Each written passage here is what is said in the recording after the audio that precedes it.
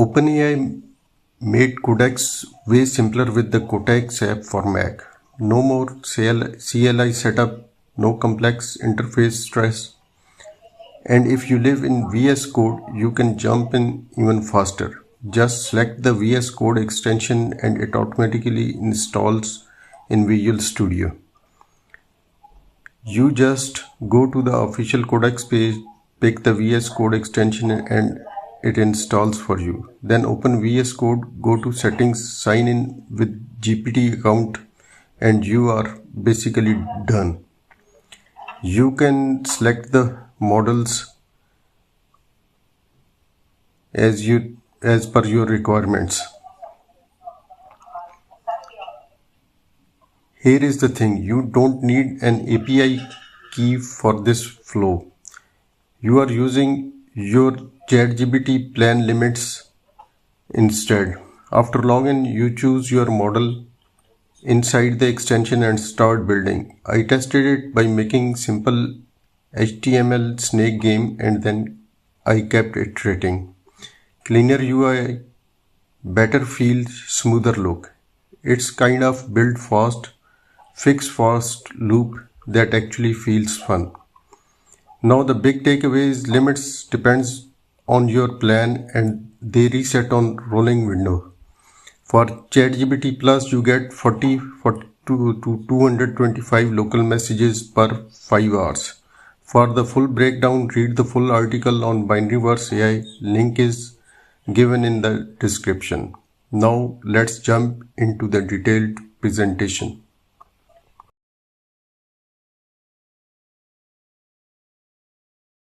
You know, I read this description of coding the other day that really stuck with me. It called software development a lonely sport. That's evocative. Yeah. And for a long time, pretty accurate. Right. It just paints this picture of, a developer, an editor on one screen, a terminal on the other, just constantly fighting with bugs. Mm-hmm. It's you against the machine. Or at least it used to be. Exactly. Because the source material we're looking at today, it's a guide called Codex App, the Multi-Agent Orchestration Guide.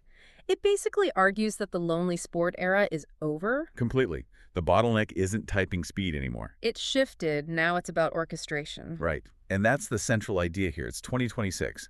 We have these AI agents that can code for hours on end, but that creates a whole new problem. Which is, how do you keep your repository from just descending into total chaos while they're doing it? That's the challenge. The agents have infinite stamina. They'll just keep going. So if you don't have a system to manage all that work, you're not going to ship software. You're just going to get noise. So that's what we're going to do today. We're going to walk through this guide, section by section, and try to understand how to turn VS Code into what the author calls a multi-agent command center. Yeah, and we need to get specific. This is more than just another chat window. We're talking about parallel work trees, what this stuff actually costs to run, and why it's a different way of thinking. Okay, let's dive in.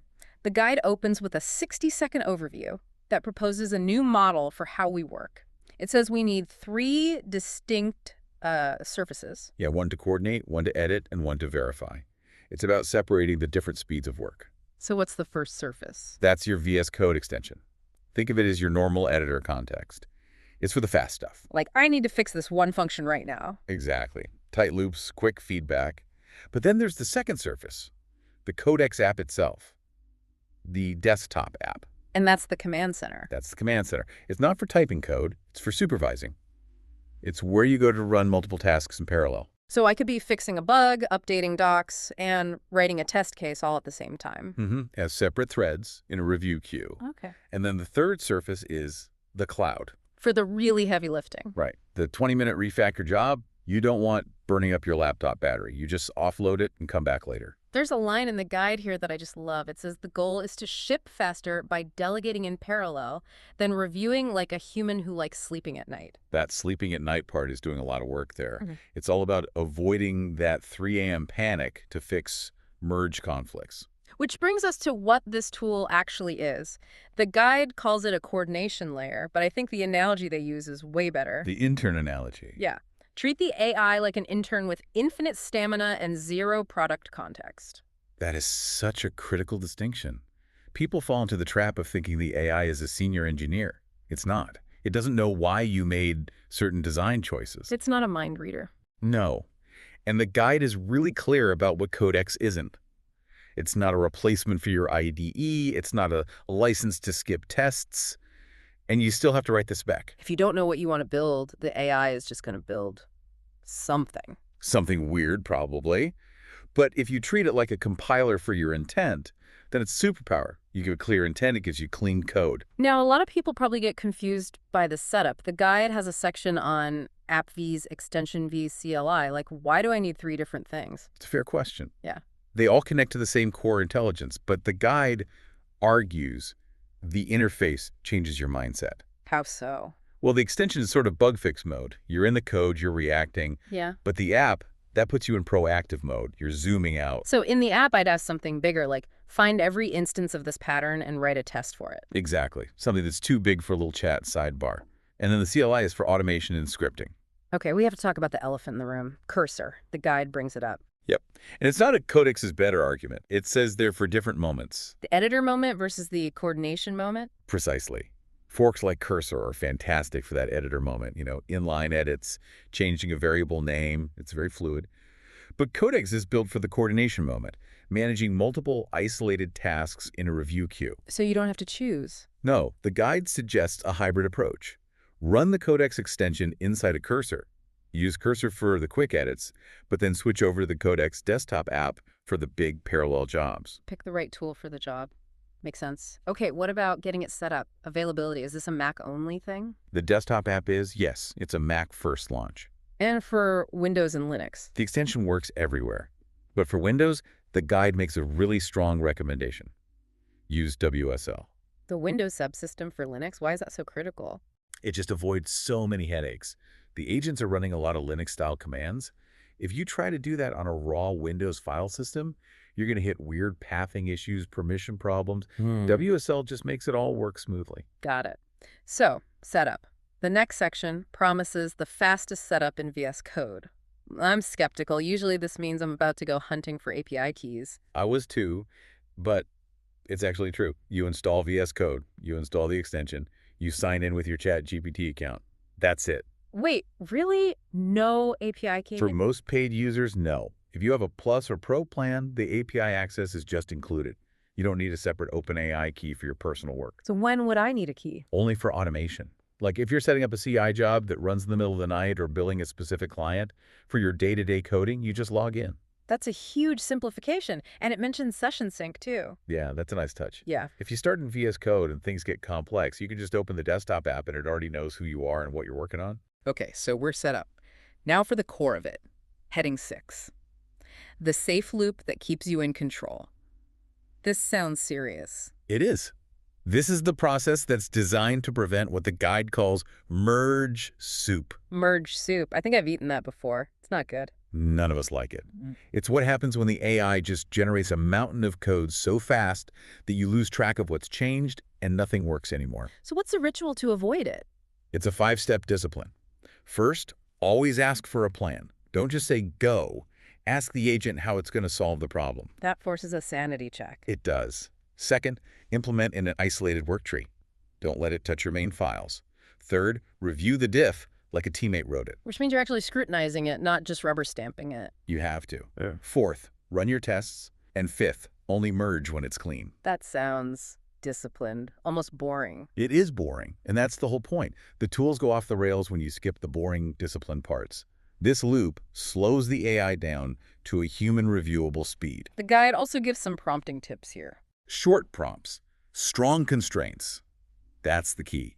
Ask for minimal diffs and tell the agent what not to do, like don't refactor unrelated code. Oh, that's a big one. You ask for a one-line fix and it decides to rename every variable in the file. We've all been there. You have to put boundaries on it. Okay, so we have the safety loop. Now let's scale it. Multi-agent coding without the drama. This is where it gets a little sci-fi. This is where the desktop app really earns its keep. You can run multiple agents with different roles all at the same time. What kind of roles are we talking about? Well, the guide suggests a few. You could have a triage agent that's just trying to reproduce a bug. At the same time, a refactor agent is cleaning up some old code. And maybe a docs agent updating the readm? That's the dream, right? Someone else writing the docs. But there's a catch. The guide warns about what it calls fuzzy abstractions. Meaning? Meaning if two agents are working on the same vague concept in your code like, say, user auth, and you haven't really defined how it works, they're going to conflict. So what's the solution? You converge. Let them explore in parallel. But then you, the human, step in and make the final design decision in the IDE. Now, we've said worktrees a bunch. The guide has a section to explain them. I'll be honest, I usually just clone the repo a second time if I need to work on two things. You and most of the industry. Yeah. But it's simpler than it sounds. A worktree is just a separate folder on your computer that's linked to the same repo, but on a different branch. And why is that so important for the agents? Because if an agent switches your branch while you're in the middle of typing, your editor goes haywire. Files disappear. It's chaos. Worktrees give each agent its own private sandbox to mess around in, and your main editor is completely unaffected. That makes perfect sense. And the guide has an 80-20 rule for this. Yep. Simple convention, one agent per branch, one branch per worktree, and give them clear names like agent update the docs, no confusion. Moving on to heading 9, skills. This is about teaching the AI, right? Correct. A skill is basically a reusable playbook. It's you teaching the AI, this is how we do things around here. Like a standard operating procedure for a pull request. Exactly. Instead of typing out the whole checklist every time, you just say, use the PR checklist skill. It ensures consistency. You can even integrate them with tools like Figma or Linear. And the best practice here is to keep them small and testable. Right. Don't write a 10-page manifesto. A good skill is like a good, concise runbook. Which leads right into automations, making the skills run on their own. Yep. The phrase they use is background execution, foreground accountability. You can set up jobs for, say, daily issue triage or summarizing CI failures. Drafting release notes would be amazing. Totally. But again, guardrails are key. The guide is very focused on security. It recommends approval by default. So the AI does the work, but a human has to click the go button. Yes, especially for anything destructive. You don't want an AI with permission to delete your database running on a timer. The guide has a great line. Trust is built by raising standards, not autonomy. That's a great way to put it. Okay, the big question. Heading 11, pricing. Is this going to bankrupt me? It's a valid fear. The guide breaks it down pretty clearly. For the standard plus plan, the $20 a month one, you get a decent number of messages, somewhere between 45 and 225 per 5-hour window.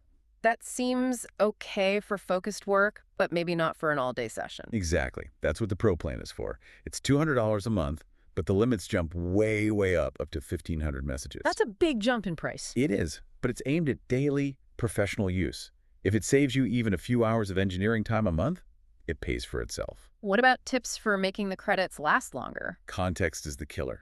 Bid context burns your allowance fast, so trim what you send. And the guide says to switch to the mini model for simple tasks. You get about 4 times more usage out of it. That's a great tip. Use the small model for the easy stuff. Okay, finally, troubleshooting. What usually goes wrong? The most common one is an auth error, refresh token already used. It sounds bad, but the fix is just signing out and restarting VS Code. The classic, turn it off and on again. And what if my laptop fan starts screaming? That's a context problem again. You've given it too much to think about at once. Split the task up, or better yet, offload the heavy work to the cloud surface. And there are a couple of Reddit gotchas mentioned. Yeah, the cancel button can be a bit slow to respond sometimes, so shorter tasks are better.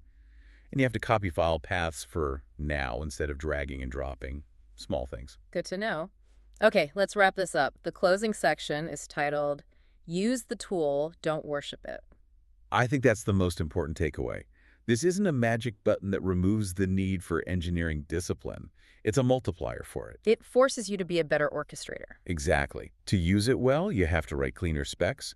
You have to review diffs more carefully, because it will do exactly what you tell it to do, including all your mistakes. You can't be lazy with your instructions. Not at all. The whole goal is to make that loop plan isolate, diff, test, merge boring and predictable, so you can focus your creative energy on the actual product. So, thinking about all this, it really feels like we're shifting from being writers of code to managers of intelligence. I think we are, and that brings up a really interesting question for me.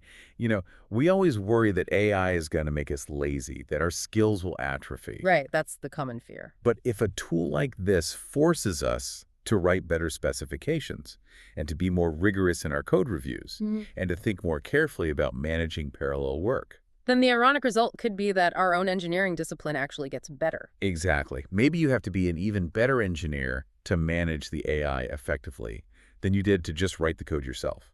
That's a fascinating thought. Maybe the machines will make us better engineers after all. We'll see. Well, that's all the time we have for our look at the Codex App Guide. For anyone wanting to really dig in, the source material is well worth the read. Definitely recommend it. Thanks for listening, and we will catch you on the next one. Happy coding!